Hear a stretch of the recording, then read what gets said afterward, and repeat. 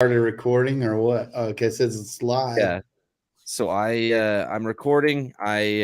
Just getting the levels all making sure that all the levels are sounding good on my so I do recording here via the live stream, but then I've learned to have redundancies built in. So so I use Adobe Audition to record the actual audio.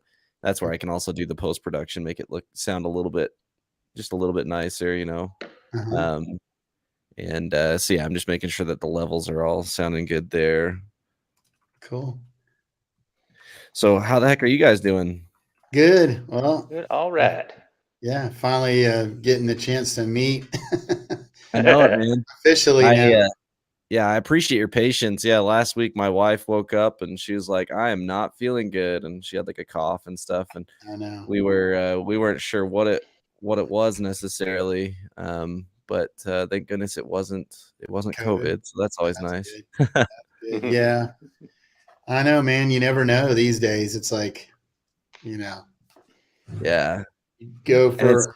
I've been really lucky, and I, haven't gotten it, but I think there's people that were like, I was careful for 2-3 years, and and then all of a sudden, like, I did everything right, and and I still got it. So yeah, I mean, Omicron is definitely a different beast. It's kind of nice because like I got Delta, which was not fun. That one was kind of a sit you down on your butt for a few days type one. But I've talked to a few people who've had Omicron, and they're like, yeah, after a day I was fine. I was like, oh, that would have been nice.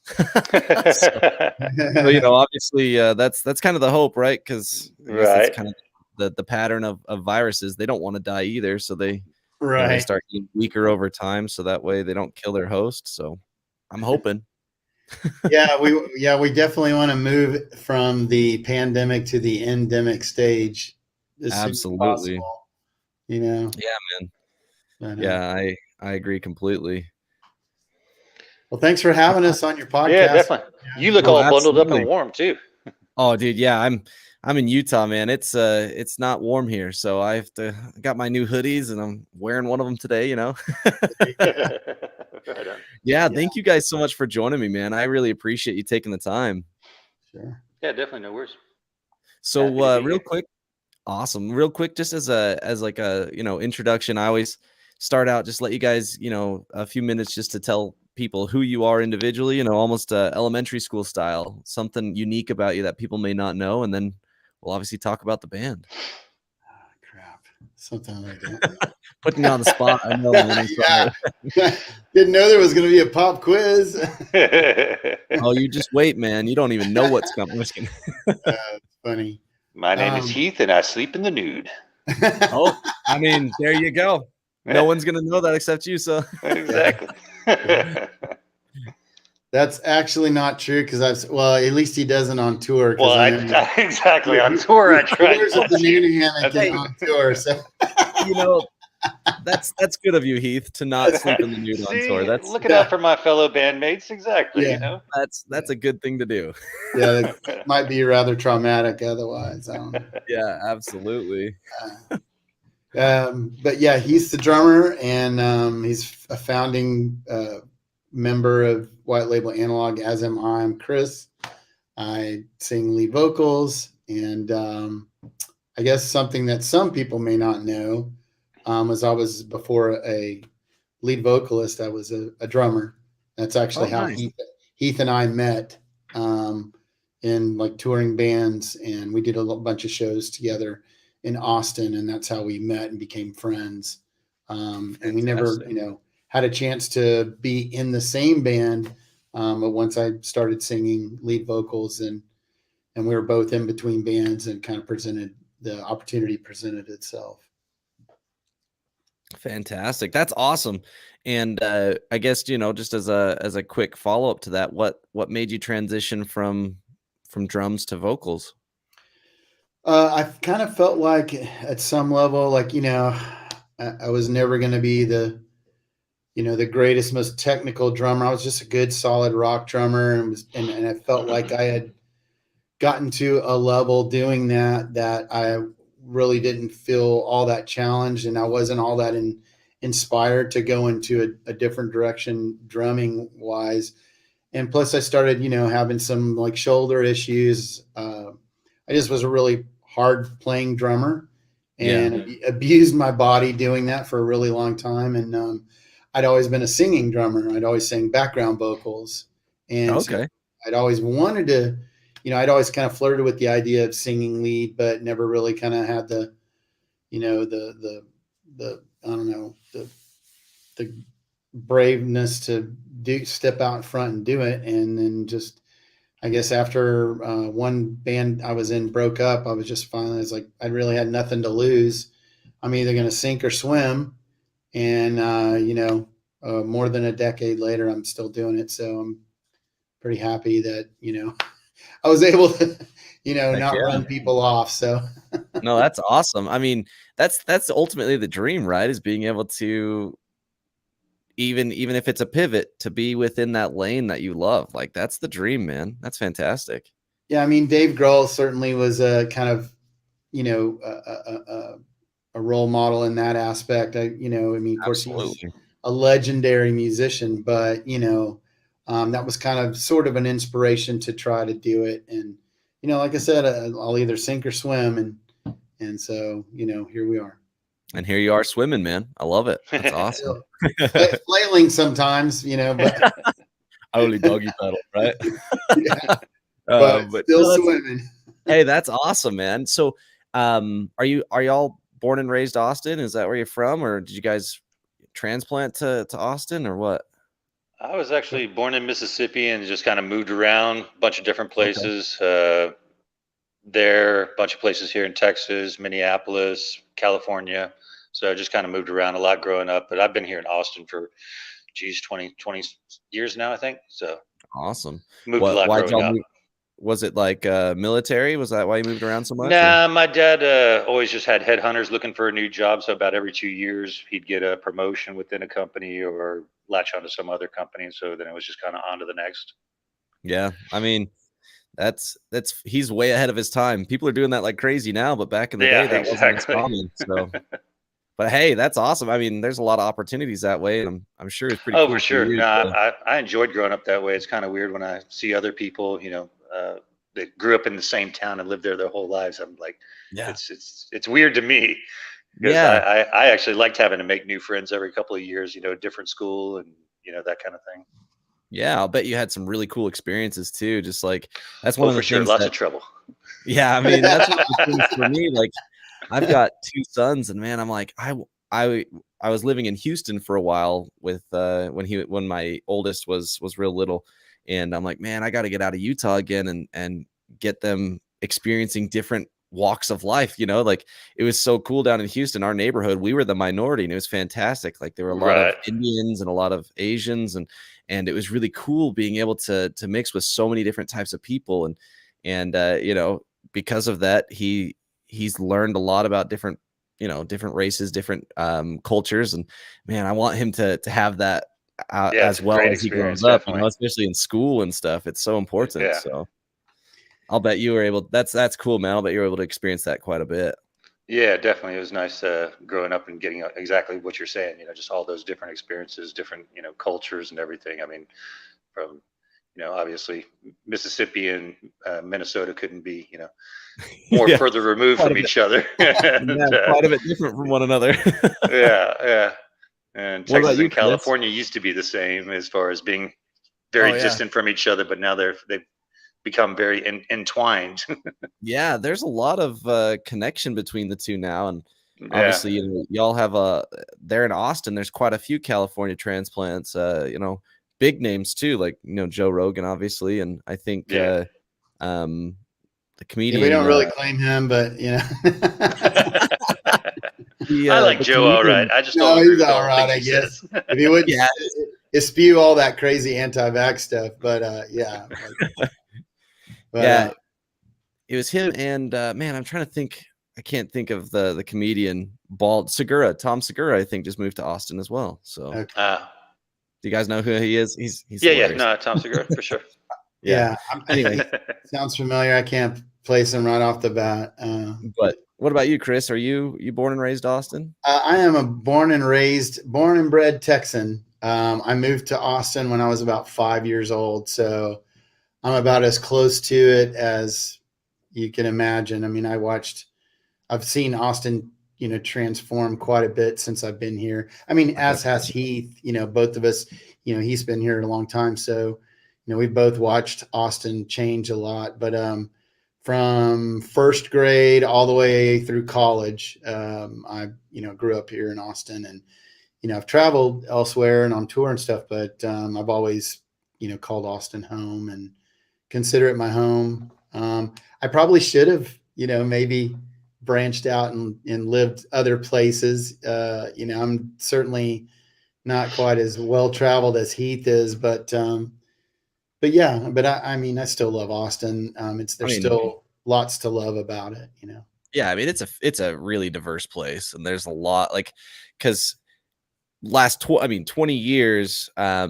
Obviously, you said that's how long you've been there, Heath, and obviously for you, Chris, like you said, the transformation, because it's become a major tech hub. Obviously, it's always been a big for music and creativity, right? Hasn't that always been a huge thing that Texas or that Austin is known for? Yeah, for sure. That was kind of what initially drove me here, at least. Yeah, so I was actually living in LA prior, and I was just kind of burnt out on that, and was looking for somewhere new to go, and this seemed like a good spot. Yeah,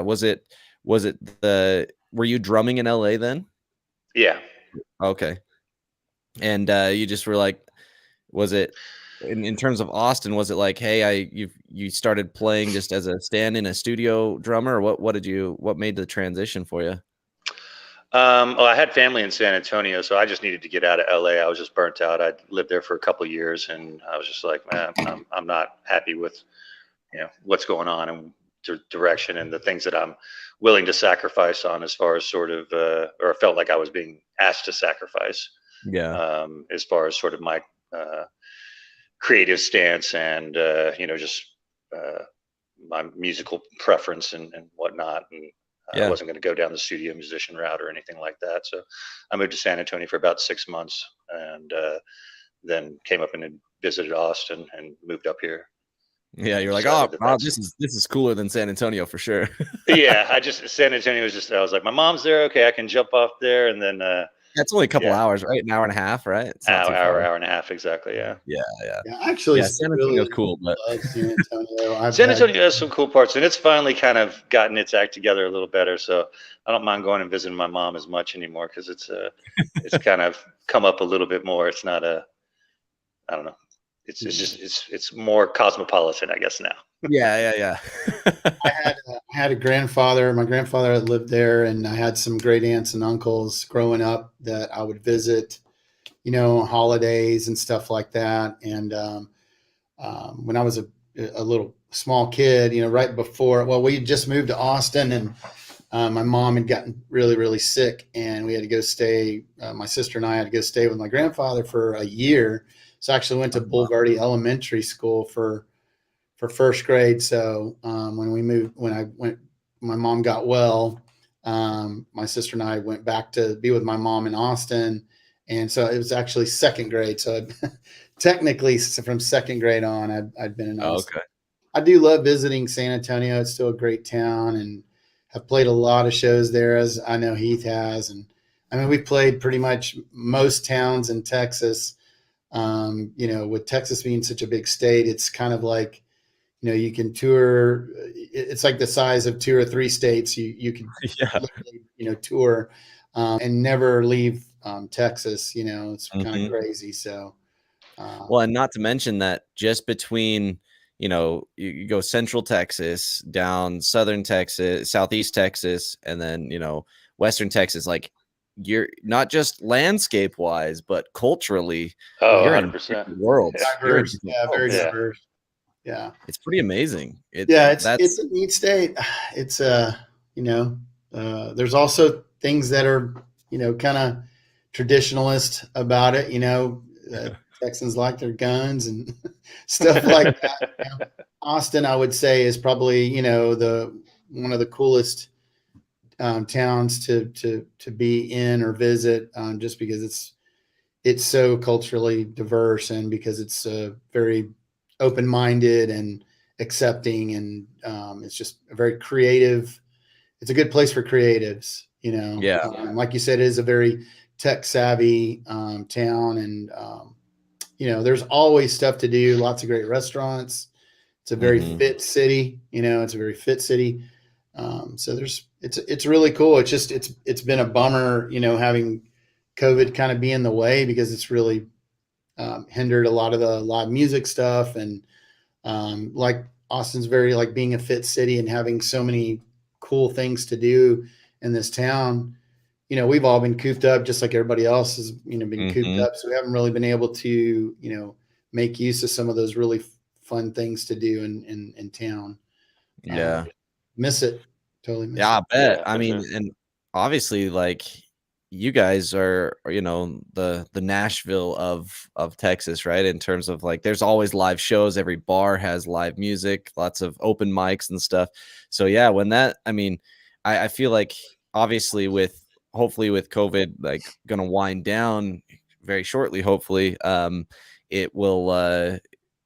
I'm hoping that the music industry rebounds strong, just because like I know this past year, 2021, I went to a lot of concerts because COVID had kind of died down and things were okay for a while, and man, it was magical getting back out there and being at that environment, just being in the live environment. And it's definitely something that I think the world needs now. You know what I mean? There's something about that camaraderie. Weary for sure. Yeah. Um, And just as a quick follow-up, in you were saying that Austin is obviously a very creative town. This is just something that came to my mind. I'm just curious, like, what is it about a place that makes it creative? Because obviously, Heath, you were in LA. That's considered a creative town, but I think it's more like it's a different type of place, obviously. But different type like of in your creative, guys' for sure. from your travels and from like your time in music, what is it about a place that makes it a creative environment, a place where you feel like you can actually make something like music wise and stuff? I don't know. I mean, I guess for me, when I first moved here, it just there was just a certain vibe to it. So it just kind of clicked right away, just as far as the people and sort of just the openness, and there was zero standoffishness. Everybody was pretty interested in making acquaintances and making friends, and you know. I think some of that is starting to disappear. I guess maybe a little bit, just because Austin is getting so expensive. So some of those Yeah. original people that were kind of here, that's really helped make the city very accommodating and friendly and open and musically or artistically creative, whichever direction, but just creative and definitely just the different liberal city of Texas or whatever. Yeah. Have started to slowly kind of be chased out just because of housing prices and things of that nature. So it's definitely changed quite a bit in the time that I've been here. But there still is some of that core that still does remain. Yeah. And certain things that are nice about all the changes, and certain things that are a headache, like traffic. So I can imagine. Yeah. you get good restaurants and fancy fine dining, and cool new venues and things of that nature, but then you get the slings and arrows that come with that. So Yeah, that makes sense. Obviously, no place is perfect, right? Yeah. Oh, for sure. But so you except take for that the one good with the island, I'm bad. gonna buy this one. Just be me. Yeah, It's gonna be for sure. perfect. We're waiting on that big advance. Yeah, we're waiting on that big advance to go do the island thing. Yeah. No, that's incredible. And so now to obviously pivot to really jump into White Label Analog. First off, you guys were making music before becoming a band. So what was kind of the transition, knowing each other as drummers and then forming what you guys have now? What was kind of like that journey? Well, like I said, Heath and I, we actually had kind of discussed trying to do a band at one point, but the timing wasn't quite right. And so I just kind of let that lie. And so, basically it was a matter of the timing. And then, we had, I put an ad out on Craigslist and found a guitar player to start writing songs with. And we wrote a few songs. And so Heath was really the logical choice, first person I called to, add to that. And it just clicked. And then called another old friend of mine on bass. And that's really how initially all started. Heath and I, have continued to be the kind of the foundation of the band. We've had some members come and go in the past. Pretty much everybody's still friends and stuff like that. But, over time, you may have the typical creative differences, or I want to go do this kind of music, or I now I want to be a lead vocalist, or I want to do this or whatever. And so, but Heath and I have always kind of remained true to wanting to keep this idea of white label analog going. And so we continue to do that, continue to write music. It was really based on two premises, I guess, or maybe three. One for sure is it's got to be fun, or we don't really want to do it. I like that. We both kind of came from kind of hard rock backgrounds and did, music like that for years. And we wanted to do something that kind of pushed ourselves musically. And certainly for me as a vocalist, kind of thinking outside the box and not doing, what I had done in the past. And so it needed to be fun.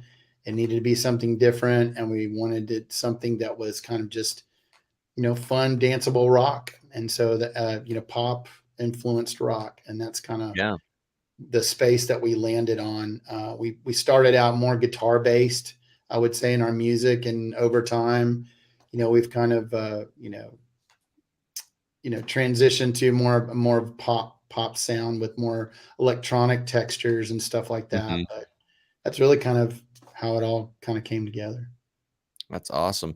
And just as a quick follow-up with that, had you written music before? Like, was that something that you were used to? Because obviously, being a drummer, you do write music, and you're kind of the kind of the lifeblood. You keep things going. You are the energy of the band in a lot of ways. But transitioning to vocals, there's a little bit different process. You're writing melodies. You're trying to come up with nice word flow that tells a story. And is that stuff that you had done in the past and had like kind of become accustomed to, or was that part of the leap to white label analog? So I guess at some level, I'd always wanted to be a songwriter, and so in other bands as a drummer, I had written, lyrics, and I had written vocal melodies. Okay.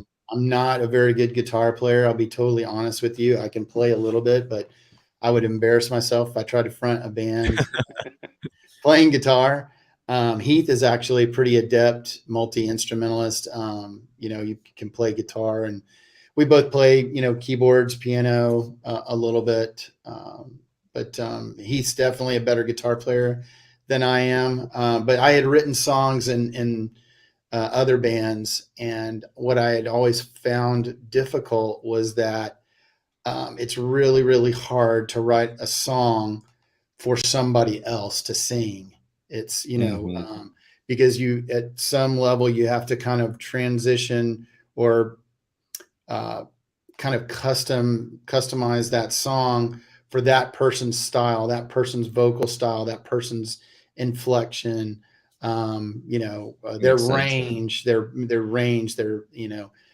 so I always found that really challenging. But what it did is it pushed me as a writer, made me, become a better writer. So once I started to be able to write for myself, it was cool, because like, okay, now I'm able to do it for me, because I know what I sound like singing. But because I had written for other singers, it helped me, push myself in directions that I might not have done in the past, because I was you know, I was thinking about, a style of somebody else and not myself. So rather than just be in my comfort zone, I'm able to kind of transport myself into, okay, I can take somebody else's idea and kind of sing it that way, and not necessarily just how I would do it. So I think at some level, it's made me a better singer and a better writer. That's awesome. And when did White Label Analog start? Was it 2016? Is that the year? Actually, it was the very, very last month of 2013, like December of 2013. So essentially 2014, we started, and then we put out our first EP in 2015. We put out a full-length record in 2016. Okay, that's we did the one. a national tour after that, and then we kind of went through some member changes. In 17, we put out a new single in 18. And then, again, went through a member change, and now just came out with, and then COVID hit. And then COVID just decided to, just straight up just railroad you. Boom. Just exactly right in the tracks, man. It's hard putting a band together. That's basically when we decided to just go in the studio at that point and let's just write material and let's just work on new stuff and put down, 5-6 new songs or whatever, and try and kind of get ourselves positioned for whenever things would ease up. And so that's definitely, we weren't interested in doing all the I guess the streaming videos and stuff. A lot of artists were trying those, and Chris and I had discussed them, and we were like, "Nah, let's just get in the studio." Yeah, it's just not worry about trying to do anything live right now. Let's utilize the time that we're given and get in, and just hammer out some stuff. Yeah. I'm literally not a fan. I'll be honest with you. I know a lot of people do them, and some people do them really, really well. Yeah. And I think Heath can probably attest to this too. Like, I just absolutely abhor live streaming. I think it's just so it's so one-dimensional, and so it's really, really hard to, and like somebody will, you're done with the song, and then it's like dead silent. It's just like it's a little awkward. It's like watching a rehearsal, kind of. I get the necessity of it for certain people, but as far as a platform, it's not a flattering platform.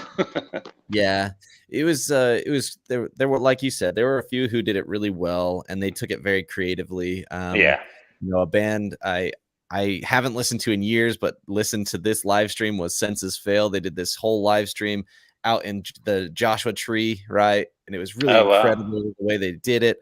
And then Jimmy Eat World had done some really cool big studio production stuff that was just it was beautiful, as well as like it was. If you can afford the production, for sure, you can but turn it into something. Right? But if it's you in your closet and there's a big gap there. There's a big gap. It goes from self-produced and trying your hardest, but it's really just kind of missing the mark, which is kind of what you're talking about, and it hits that dead silence, because all those guys, they also had a sound guy who was having a transition sound, so that way there was never silence, right? It was never just dead silent. There was something always happening. But like, that's really challenging, and to me it was still missing, even those really, really good ones, and it was really great to listen to. It still missed that atmosphere, right? And so it still kind of just didn't hit the spot. And so you guys obviously jumping into the studio makes sense. And you've released one of those singles thus far, right? Feeling It. Mm-hmm. Correct. And what's kind of the roadmap with the other stuff that you've worked on in the studio? Well, essentially, I think the game plan was to, amass enough material that we could, essentially release single after single until maybe we felt like we were in a good place, and then maybe wrap those up and, maybe add something to it and either release another EP, something like that. It just doesn't seem, in this day and age, it doesn't seem as cost effective to, put all that energy and effort into a record when society seems to be very single based right now anyway, and so we thought that would show some consistency if we started releasing single after single. So that's really kind of the plan. We have another single that's going to be coming out. We plan to release next month, and then we have like about 3 singles that are ready to go. We just shot a video for one song this past weekend, a song called Curves, which is the one that we're about to release.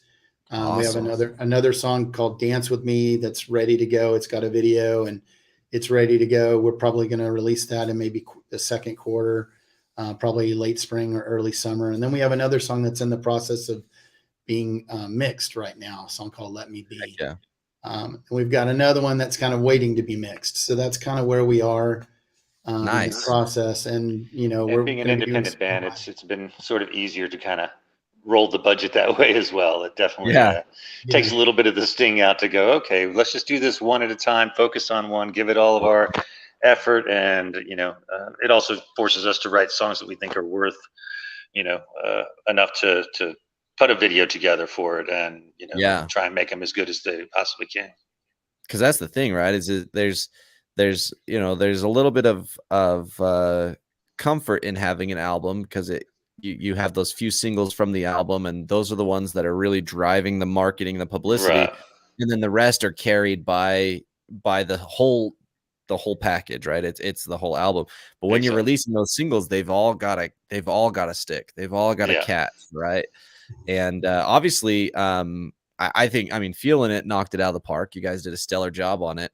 And I think what you said earlier, Chris, it really knocks it, like, hits it on the head, because I can feel the classic rock and roll vibe that you guys have, but you do you just take in those elements of that more mainstream pop sound to just give it that energy. And I think my favorite is Everybody Knows, is my favorite that you guys have. Cool. And it was just because that was the one I saw the music video for, and you guys were all just like having a blast, and I was like, this is cool, pool man. Party. You guys I was like, man, these guys seem to just be having an absolute blast, and that's super awesome. And maybe that's why it's my favorite, just because it had a whole story along with it, with the music video. But like I said, Feeling It is killer as well. And when you guys say going into the studio, obviously, Chris, I see behind you, you've got a little bit of stuff set up. Do you guys just pre-produce there, or do you actually record on your own and then go to a studio for mixing? What's your process? So I basically built a rehearsal space in my home. I converted one of the bedrooms into, did the, double 3/8-inch sheetrock and green glue and the whole thing. It's not soundproof, but it's pretty close. That's awesome. We don't really ever have any issues with anybody complaining about sound or anything like that. So it works out really well for rehearsal. I have a where I'm sitting at right now on my Mac. I've got a little workstation set up, and so basically we just use our own little workstations. Heath's got one at his place. I've got one at my home. And we basically do a lot of our pre-production stuff in Logic Pro, and swap, project files back and forth. And we just kind of iteratively go through the process that way until we get a pre-production version of the song good enough where we feel strong enough where we're ready to go into an actual pro studio and Awesome. cut the song. That way we're really efficient with the whole recording process. Everything's pretty well mapped out. I mean, there are still some decisions that you make when you're in the studio, but we try to be as thorough as possible. So we kind of alleviate some of the wasted time that you spend trying to figure things out. So that's really what we do. And we'll still jam ideas live, but typically a lot of the songwriting, especially now with being in this kind of COVID era, it's been kind of out of necessity to work on songs that way. Yeah, the entire last recording session was basically kind of mapped out. And we didn't do really much of any jamming together, actually, I don't think, that I recall. I think I just everybody worked on their parts at home, and then we got together and played them together for the first time in the studio. Yeah. Dang. So the whole process of iteration on these was asynchronous. One person records his part, sends it out to everyone hears it, kind of builds on it. Is that kind of what it was? Just kind of building blocks, or was it kind of back and forth? How did that work? Typically there's like a draft of the song that's like, it may not be, it's not the final product, but like if Heath births an idea, he'll put, and it may not be a full song. It may be like a verse, pre-chorus, and a chorus. Well, if you have that, you have enough meat on, you have something to work off of. So, and he'll maybe have some vocal ideas he'll hum along, or maybe some words that he'll throw together or whatever. But he'll usually lay, bass down. He'll have some type of drums, maybe electronic drums at first for sure. And then some guitar ideas. And so, and then I'll take it and I'll be like, well, I like this. Maybe I add some keyboard parts to it. I'll go ahead and like track some actual vocals to it, write some lyrics for it. And that's kind of typically so then we'll get like, okay, now we've got a verse, pre-chorus, and chorus. Okay, well, let's figure out song structure and take it from there. And so, and the cool thing about, having a workstations, you're able to, copy and paste parts, and you can just do stuff on the fly. Articulate your ideas pretty quickly. Yeah. So we can hammer stuff out pretty quick between the two of us for sure. Mm-hmm. Is that all, like, are you the only members right now? Are there other members who have joined on and are going to be a part of the team? Like, because obviously you said you've kind of gone through, you two have remained the core, and then obviously remain friends with everyone else, which is great. But I'd imagine with COVID, things may have gotten stirred up again. Did that happen? A little bit. I mean, go ahead, buddy. I was just saying, basically, exactly like you said, Chris and I are still the core at this point. We're still kind of trying to solidify things a little bit better. We've been using some of our past guys for it. We've got shows that have come up, and we'll just use our past musician friends that had played in the band prior just to come in. And some of them have to learn new material, but it's only a song or two. And they already know all the old material.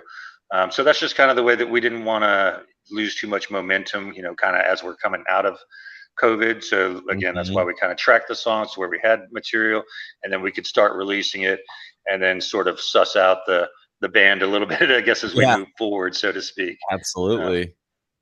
That's smart. I mean, that makes a ton of sense. Obviously, that momentum having already been halted once, you don't want that to happen again by hitting a roadblock with live performance options and stuff. 100%. Yeah, that was really not a fun time period, to be honest. So that's why Chris and I were like, we're just going to keep this train a rolling no matter what. So I don't blame you at all. I think that's fantastic. And I was just going to say, I think in the past we had done some of that, like waited until we had like a full solidified lineup. Okay, now we can start doing stuff. And the problem with that is just there ends up being a gap of of time where it looks like nothing's going on. We might be working, but like maybe public perception or whatever is that like, oh, are those guys still together?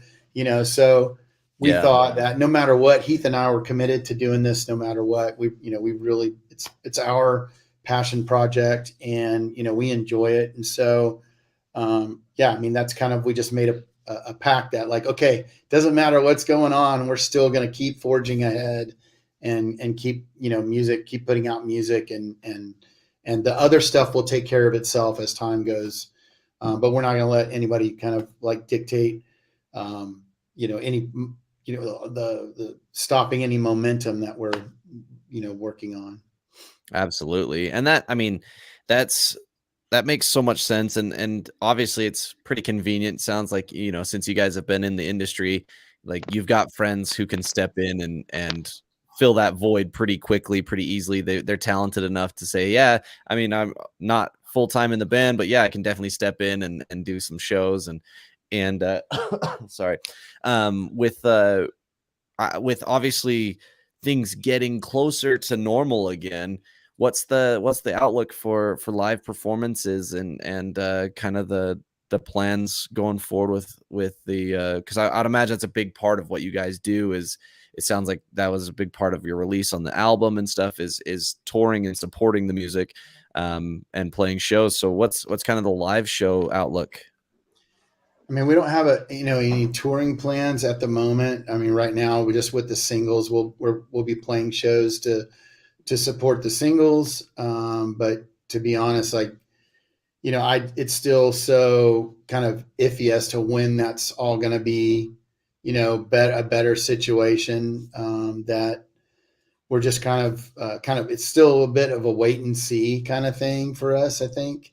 Looks like we lost Heath for a second. He'll probably pop back on in a minute. He'll probably pop back in real quick. Yeah, there he is. Yeah, but I mean, I can't wait to be able to tour again. I mean, I totally miss it. It's a lot of fun, and it's a great experience to be able to tour.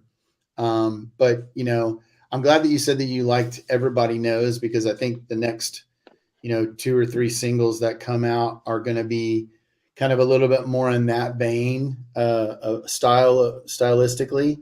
Awesome. This next song, Curves, is really kind of, in that vein for sure. And but yeah, I mean, we do have, we have a show in February.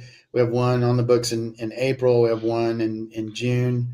But to be honest, I really don't know how soon, a touring situation will present itself. I mean, I'm hoping that at some point, we'll be able to jump on a tour that somebody else is doing, maybe, or something like that. But we don't have a tour planned as of right now. It's really just kind of the work through the single cycles and, keep building our numbers and keep growing our fan base, and, hopefully get folks like you to pay attention to us, so that we can promote our brand and our music.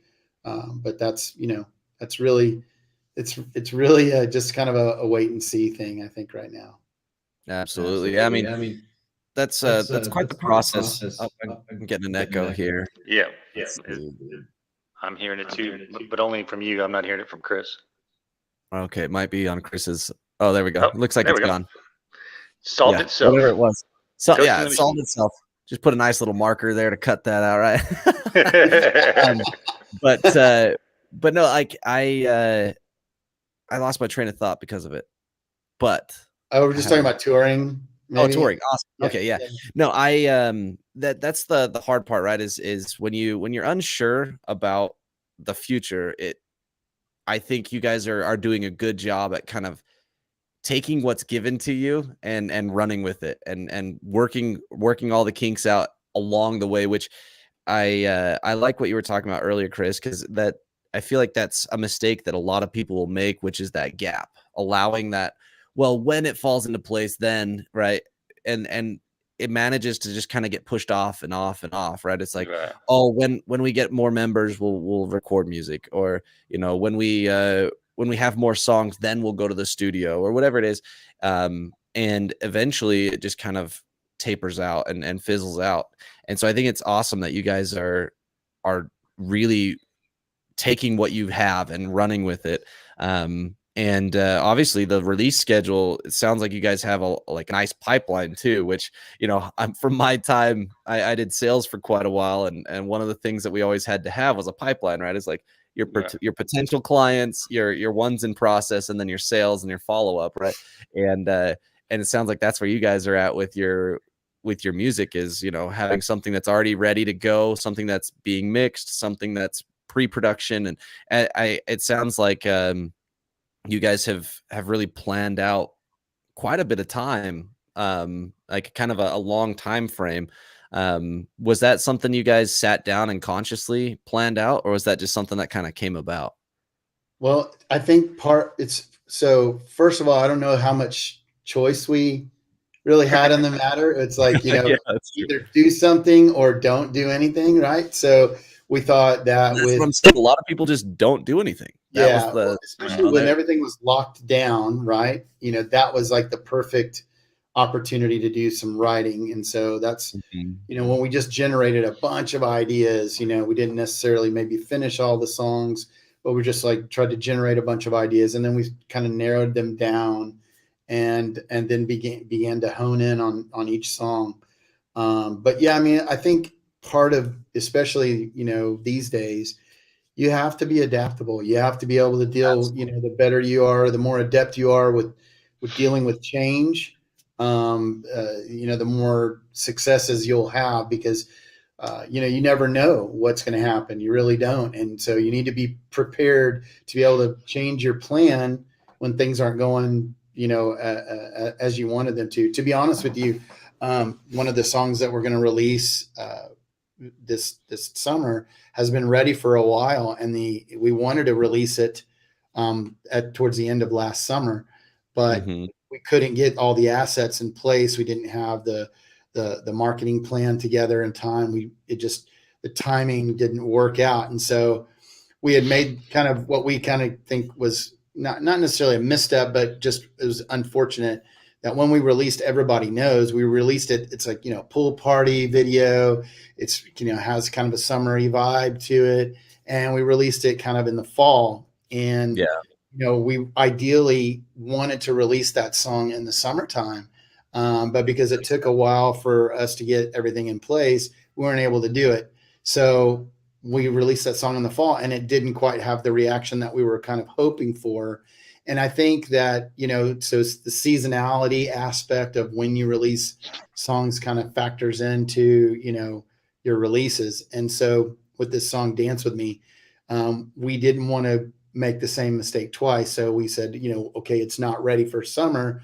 Let's go ahead and shelf it. We'll work on other songs, and we'll release Feeling It instead, which kind of, worked better. So now we're going to release, Dance With Me when the timing we feel like the timing will be better. So you just kind of have to, and that's a perfect example of being able to adapt and change your plan as needed, Yeah. But Chad, kind of to your point, there was definitely certainly some method to the madness. We definitely did sort of try to set an architecture for it being a quarterly release, to where, okay, let's focus on one song per quarter. All right, Feeling It, this is our fourth quarter song. Curves, this is our second quarter or our first quarter song. And then Dance, probably be our second quarter song. We're still not 100% on that, but it's either going to be second or third quarter. And then with Let Me Be being whichever other one it would be. For sure. So there's definitely some methodology to that. That makes sense. And just curious though, like as you've planned that out and as you've worked it all out, what's like the hardest part for you guys? As an independent band, there's so much that you have to do, right? You were talking, Chris, about the marketing plan, and obviously, planning out the releases is trying to figure out that timing is really important, and making sure everything really flows, and trying to, because there's the growth and the maintaining aspect, right? Maintain fans you have, grow, get new fans. So with all of these processes that you guys have, and all the things that you've done, as a band, what are some of the most difficult things to do as you guys are working through the process? All of it. I love it. I mean, that's a very broad but true answer. Well, I think standing out and kind of carving out your own, way is really, really difficult. I think because, one thing about technology is it's made it easier for everyone to release their own music and produce their own music, and and that's great, and the tools, you have the social media, and you have all these platforms to be able to promote your music. So those are great, right? And they're convenient because you don't necessarily have to go to a big expensive studio to record a song anymore. You can do it at home. Yeah. The flip side of that, or the double-edged sword part of that, is that now that there is that ability to do it, everybody's doing it, and it's very, very difficult to stand out. I mean, you can still have a great song, you have a great performance, a band that performs great, doesn't necessarily mean that's going to articulate or transition to, likes on social media or popularity or streaming numbers. So you have to kind of see what avenues are available to you to be able to properly promote a release and to get it in front of people. I think the markets are much more niche now and more fragmented, because there's so many different types of genres of music going on. And then there's so many different tools to use. Like it's really hard, it's difficult to stand out. It's really, so the first thing is to start off with the best possible music that you can put out. Right. And so we do pride ourselves in taking as much time and care to make the best music that we can. Then the second part of that is, okay, how do you represent that, whether it be your artwork, your accompanied music video, and then your promotional aspects. So all those things have to be kind of in coordination and in symphony together to get any traction. Playlisting is really, really big now, as I'm sure playlisting is getting on Spotify playlists from playlist curators. That's a big deal, because the streaming numbers are so important. If you want to get on the radar of, if Spotify's radar, you have to have some numbers behind you to get into their algorithm, and so just all those things are really tough. Getting the numbers on social media are really hard. So it's just, you have to actively be working on all those things, and it's all part of the growth of your business, essentially. Yeah. I mean, that's the fact too, right? Is it is a business, and it needs to there needs to be return in order to continue producing, right? It's like you can't, you can obviously keep making stuff out of the passion for it, but there needs to be some sort of response in order to continue doing it. And so I haven't figured out that whole, like, I got a degree in marketing, and like like digital marketing, it just doesn't hit the spot for me. I just don't get it. I don't understand it very well. Like it's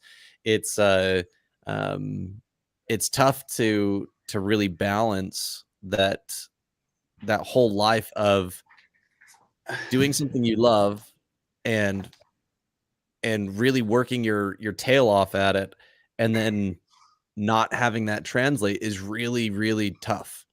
And obviously time helps, you get to grow, you get to, more influence.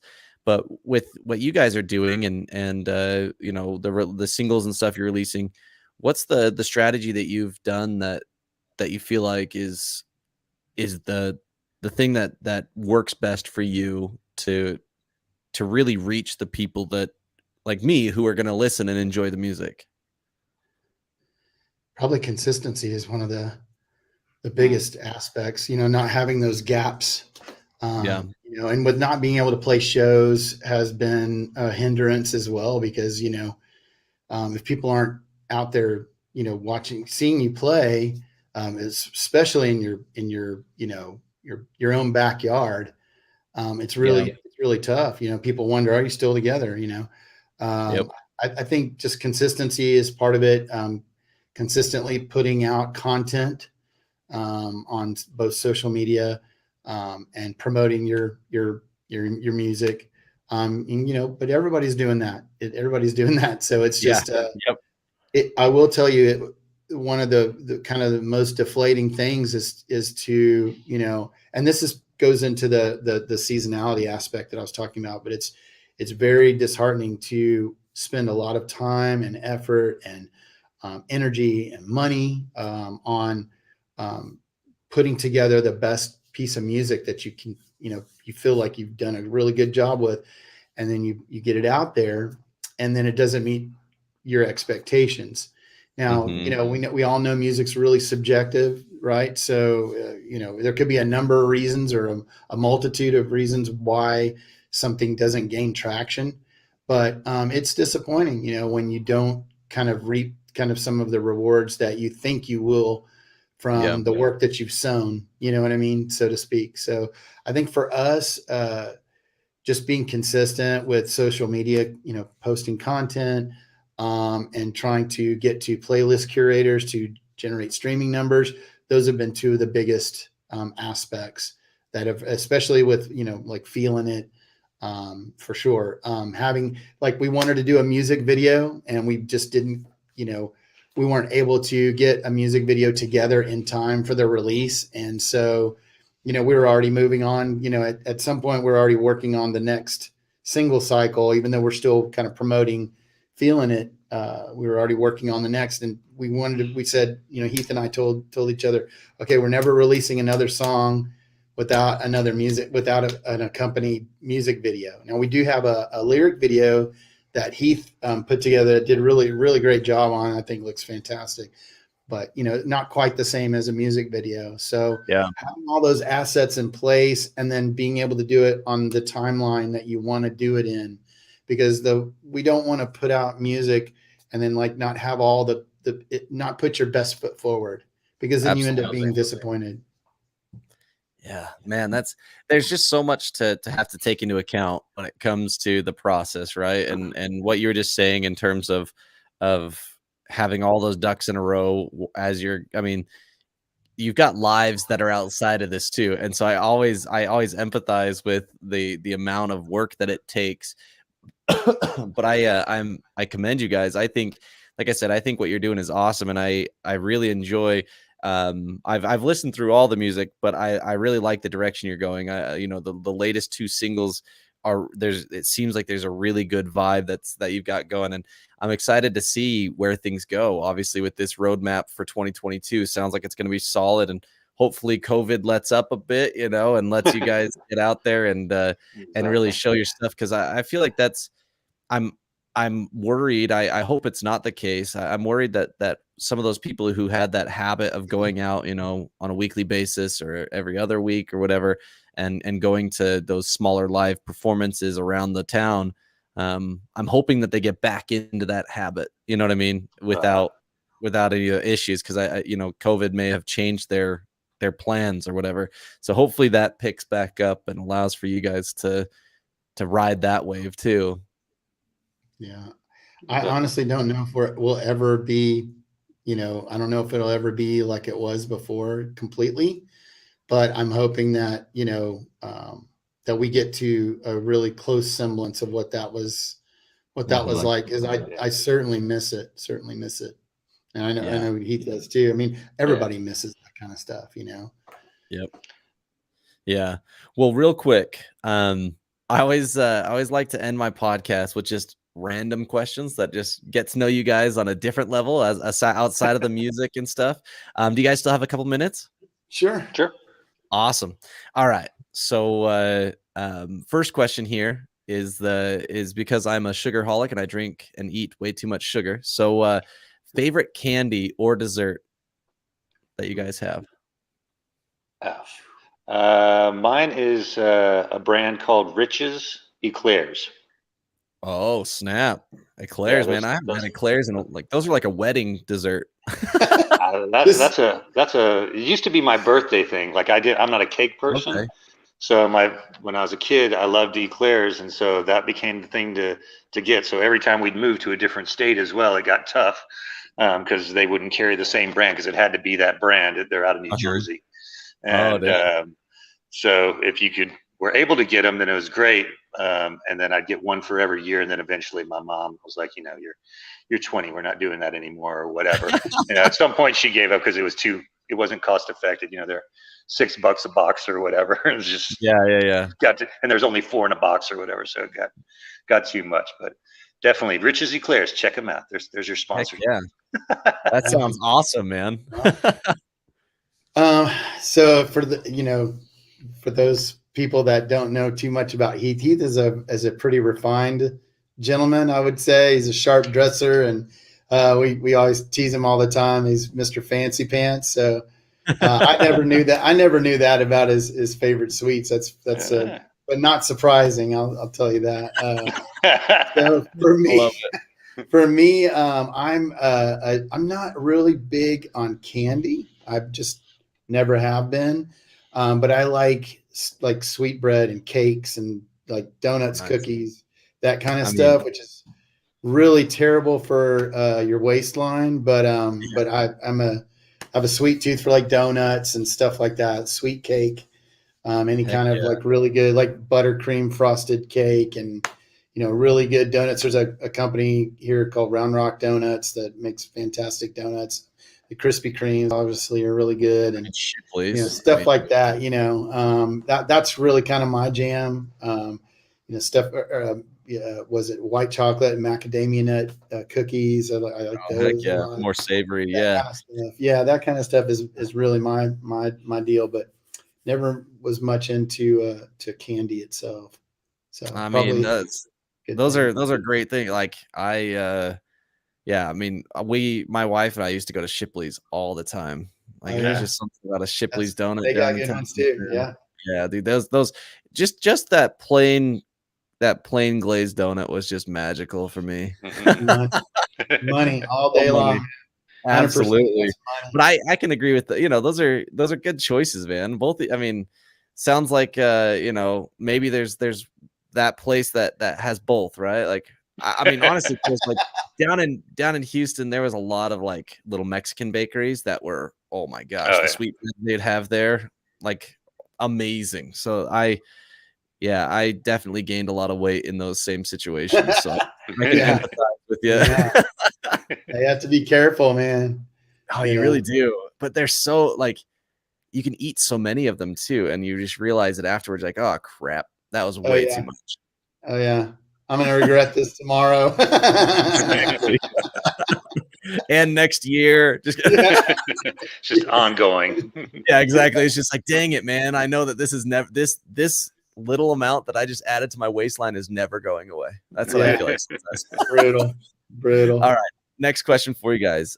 Favorite movie. If you can't come up with your single favorite, you can do your top 3. So man, that's tough. It is tough. That's why I allow you to do top 3. Yeah. I mean, I know Shawshank Redemption would be in there for me because that's always. I mean, I feel like it's on TV all the time, but I remember the first time I saw that's just a phenomenal movie. Dude, so that'd be one of 3. Amazing. Heck yeah, dude. Man, that is tough. All right, Chris, think of one while I'm thinking. Spit out something. I'm a super big sci-fi nerd. So obviously the original Star Wars is definitely top 3 for sure. I also Fifth Element was a really good one that I was into. It was a little crazy, but yeah, I really loved Memento. that one. I loved Memento. That was a great movie. Wasn't that the suspenseful one?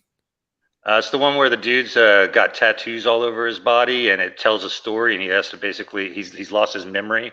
Forgets everything. He has to basically figure out. Oh, it's a great movie. Yeah. Like 50 First Dates, kind of like that movie. So, yeah, but without Adam Sandler and not comedy. But just like it, the concept where he has no recollection, but he has to recover his memory. Okay, that sounds cool. So he has reminders tattooed on himself to where it's like, oh, okay, this is who's trying to kill me or what I'm hiding from or whatever. Crazy. Okay, I'll have to check that. That sounds cool. That one sounds like one my wife and I would have fun watching. I like the Marvel movies too. I'm kind of a big fan of those, like the Avengers. The newest Spider-Man. I mean, I like all of them, to a degree, but I like the ones. The cool thing about I like the ones where was it Hall of Justice or the Avengers, where you have like multiple superheroes in one movie. I don't know. I just love that dynamic, And you think about because like each character, each hero has their own set of powers or whatever, and they see always like, well, could so and so defeat so and so, and like who's the strongest or the toughest or whatever. And so I don't know, that's always kind of fascinated me too. Plus the backstories of each character, of each hero, how they came to be a superhero or whatever. That's always kind of fascinated me too. So and I also like documentaries too, like certain, especially like rock and roll documentaries are really cool. Yeah, there's something about documentaries that just it's a nice one to just like, I don't know. I feel like it's a great education, right? There's so much that you that you wouldn't think to ask. And that's what I, like documentaries kind of ask the questions that you wouldn't think to ask, I guess. And that's what I love about them, is they're kind of answering questions. You're like, I'd never thought about that, but I'm really glad I know it now. Well, it's like there's no one story is the same, right? Like, so in music, like, people always say, oh, he was an overnight success, but that success story was probably 10 years or 15 years in the making, right? Yep. And there's like no stories really the same. So it's kind of fascinating, especially if you like lived through that era when that artist broke or whatever. And you're like, oh, man, I loved that song so much, not knowing that all these things were going on in that artist's life at the time that song broke or whatever, So I just watched the one on Juice World, and I was just like blown away on the Juice World documentary, because I didn't really know that much about him. I'd heard a little bit of his music, but just didn't know anything about him. But like, dude was just like so on fire, and like basically doing like Taylor Swift and Drake streaming numbers, competing with them in such a short period of time, in like a 2 to 3 year period of time, and just dude had blown up. And it was a really, he was kind of sad and tragic, but it was a fascinating documentary. Wasn't he kind of the introduction to the meshing of that SoundCloud rap sound with more of the pop punk and rock vibe? He was kind of that mesh, right? Wasn't he like one of the first to do that? He was, yes. I mean, I guess so. I mean, to me, he was really musically inclined. Like, he wasn't just a rapper. I mean, the guy could play guitar and he could play piano, and so he had like more talent than just doing rap. And so that to me appealed to me, because I'm like, and you wouldn't necessarily know that by listening to his music, that he was kind of the force. And the guy was like, could spontaneously, rap. Like, a lot of guys have to really work at it.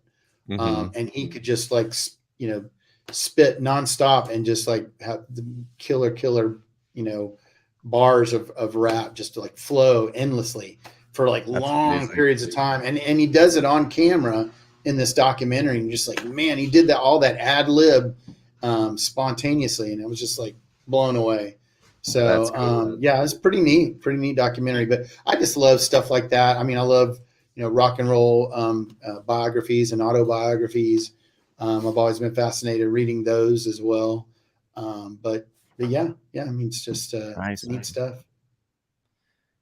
All right, Heath, I think you've got one more, bro. You got to come up with one more. Sorry. My phone's bumping out. No, you're good, bro. You're good. So I was trying to think of what it was. And then you started talking about rap, and then I started going off on, I was like, 8 Mile was really good. And then it was good.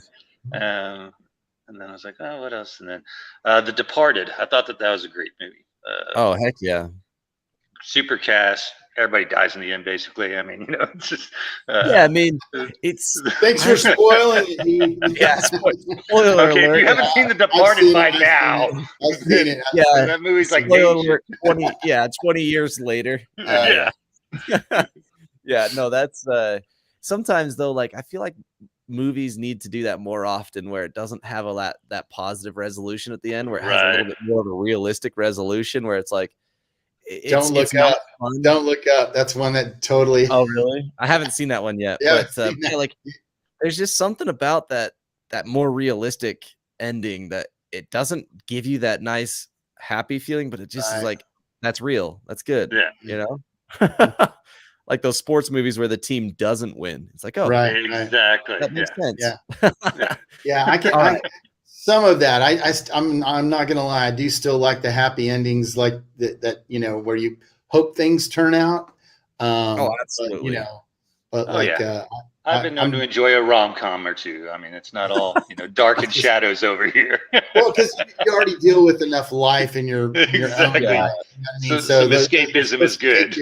Exactly. Yeah, I agree. Yeah, I agree with that. I just feel like sometimes it just makes sense to end that way, though.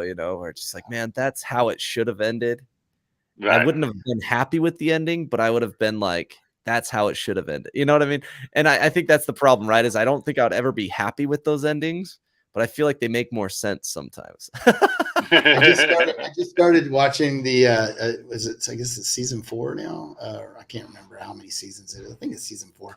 But the newest season of Ozark, and man, it's so amazing the constant shit show that those people are involved in. It's just like it's always these impossible situations. They're never going to make it through, and it always takes these twists and turns, and that's actually a really great show. But yeah, I mean, I'm fascinated by, like, okay, I don't see any way out of this, and then somehow, it may not be like how you think it's going to go, but like they manage to, there may be some tragedy along the way, but like, it's just like great writing, really great writing. Really great. That's awesome. I've heard good things about Ozark. I heard it's really dark. It is. Like really gloomy. I was like, I don't do well with dark and gloomy very much.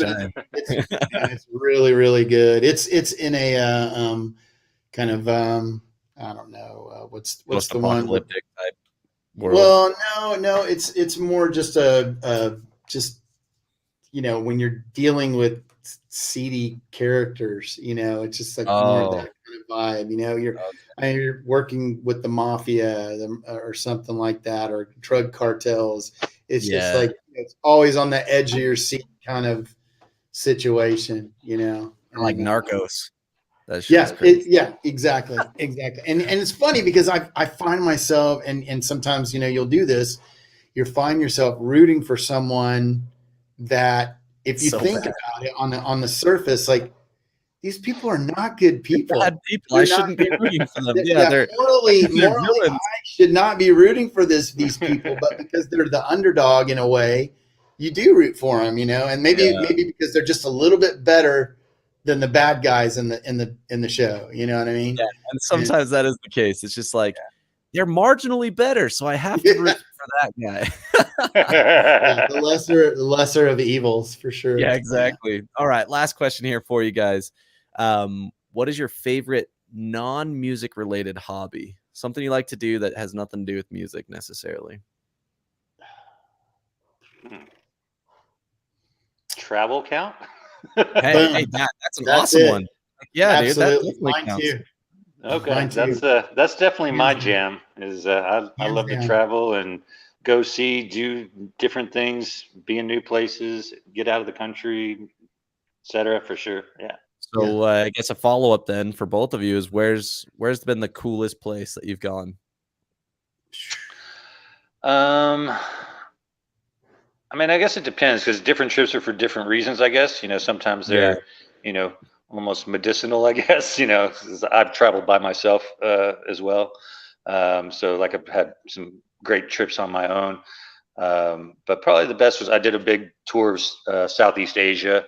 Like started in, we went from Istanbul to Kathmandu, and then down to Cambodia, and then to Phuket and Bangkok, and then down through Malaysia over to Bali, and then came back through Tokyo. Dang, so it was a nice long kind of fun, cool trip. How long was that trip? It was 3 weeks, maybe something like that. Yeah, I can't remember now. I want to say 17 days or something like that. So it was a lot to pack in still. That's for sure. A lot to pack in 17 days. That's cool, man. Yeah, I'm so not jealous. Cultured. I haven't even left. Photos. Oh yeah, I'll bet, man.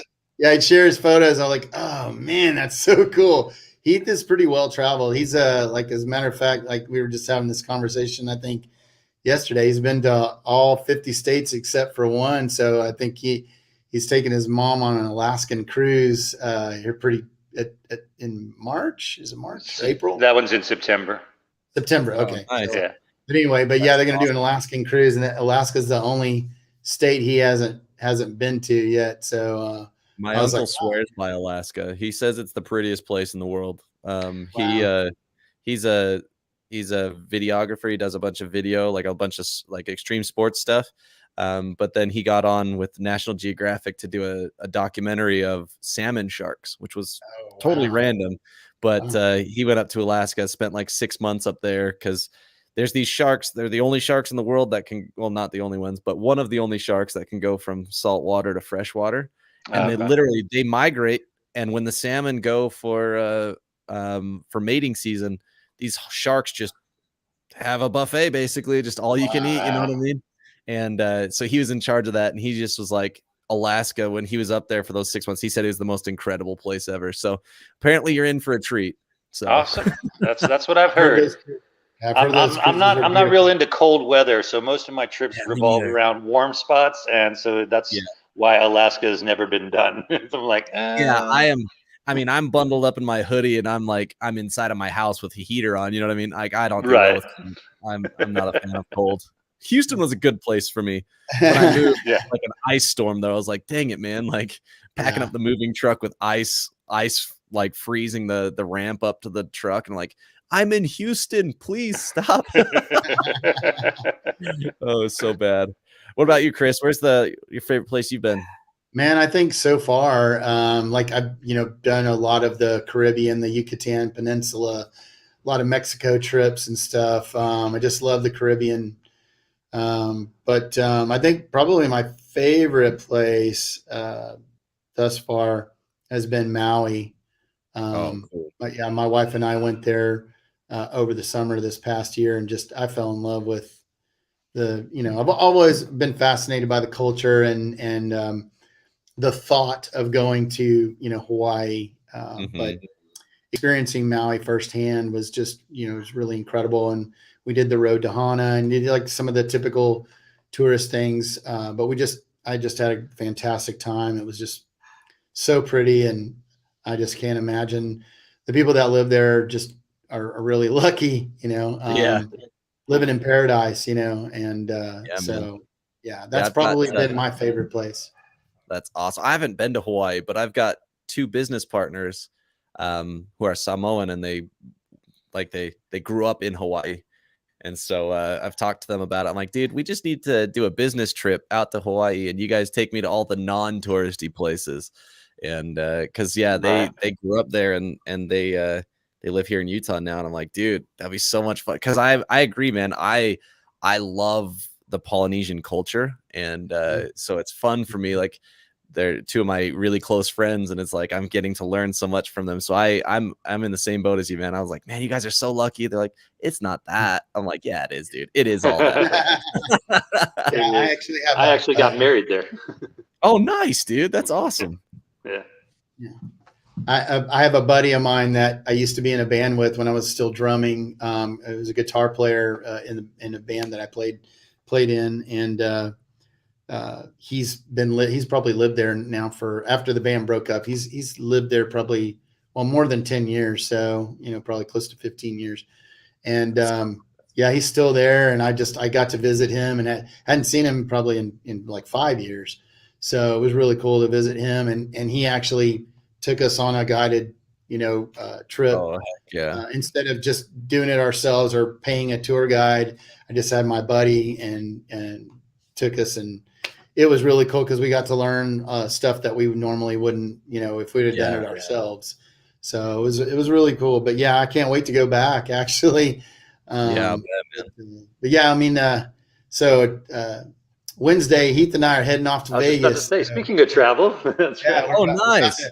About to head off to Vegas with a small group of some good friends and celebrate my birthday. My birthday's coming up, and happy birthday Thursday. Thank you. I appreciate it. That's awesome, man. Yeah, we're gonna.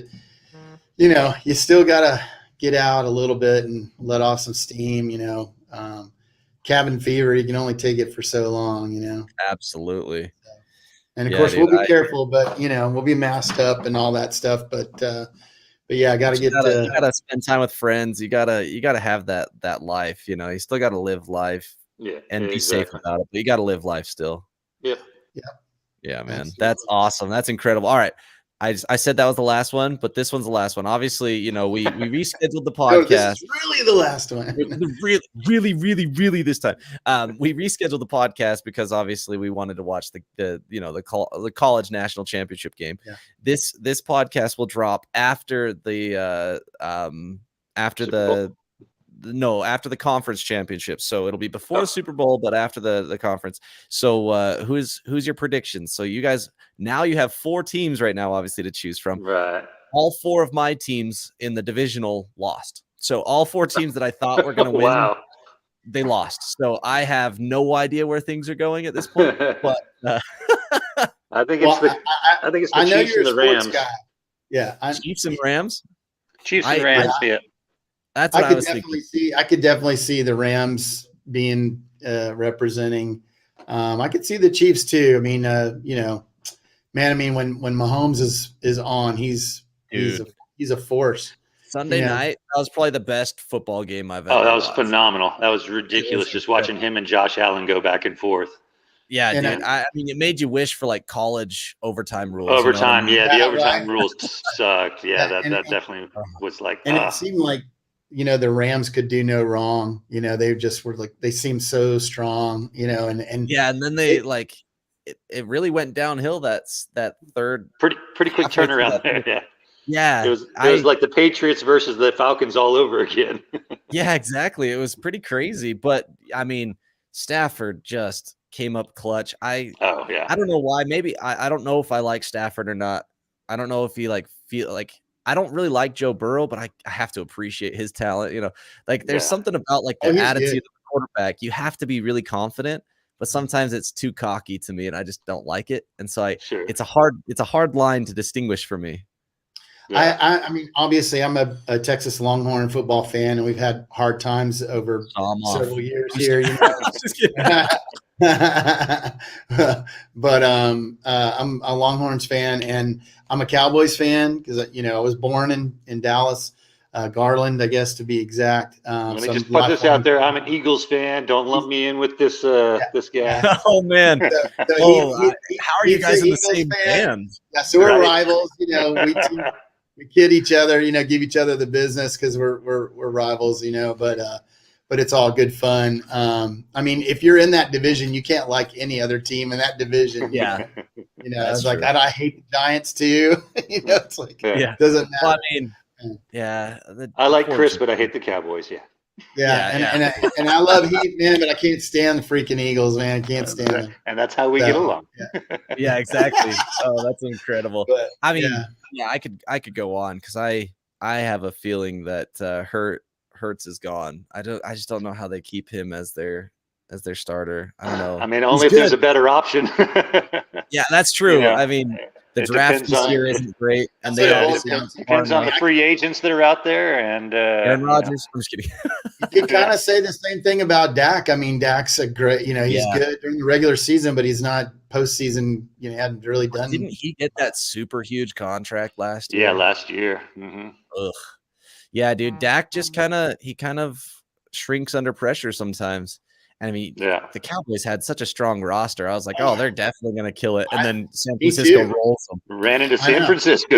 I know, but at least, I mean, because I can't stand San Francisco either, even though, they're but really you find solace that they beat. At least, one of the teams, the team that beat my team is still in it, which, but that says a lot though, because I can't stand San Francisco. I mean, if you're a Cowboys fan, you can't like the Niners. I mean, it's just how it is. Yeah. Because I grew up a Niners fan because it's like the Packers. At least the Packers lost.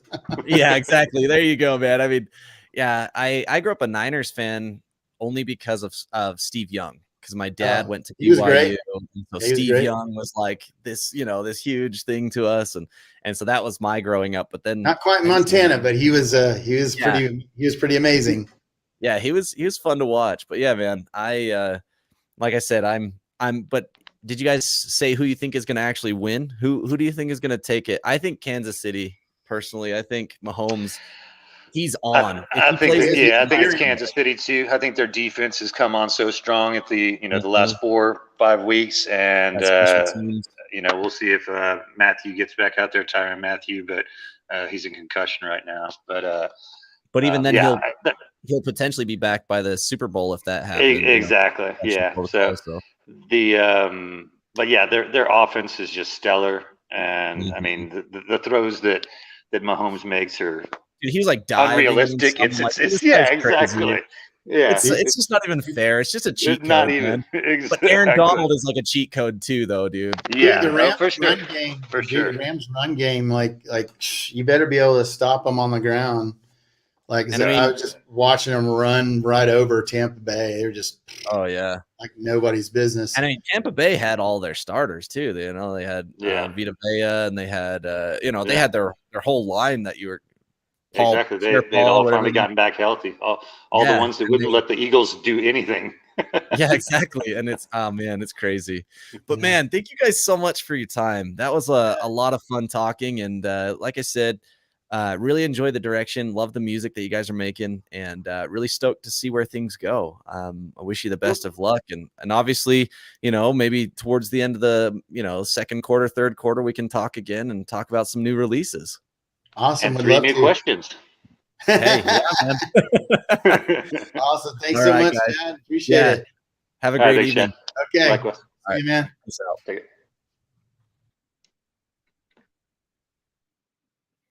Awesome. What cool dudes. That was a fun one. Hopefully you all enjoyed it. And this one will go live in a couple weeks. But yeah, until next time, deuces.